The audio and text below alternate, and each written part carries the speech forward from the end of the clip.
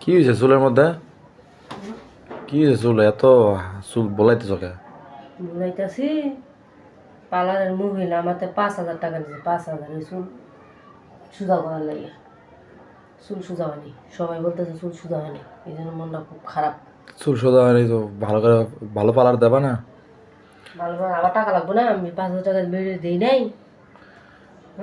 দিছ ভিডিও ভালো করলো কি আমার সাথে? ভালো পার্লারে যাবা না? ভালো পার্লার না, ওটা তো ভালো না।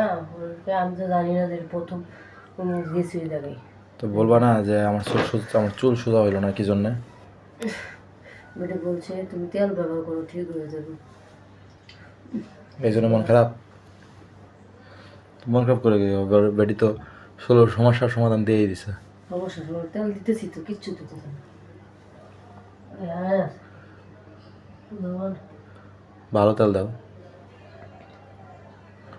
মানে হয়েছে পুরোপুরি হয়নি, বেটে মনে হয় কি মেডিসিন কম দিছে না কি করছে, ভালো হয়নি আর কি।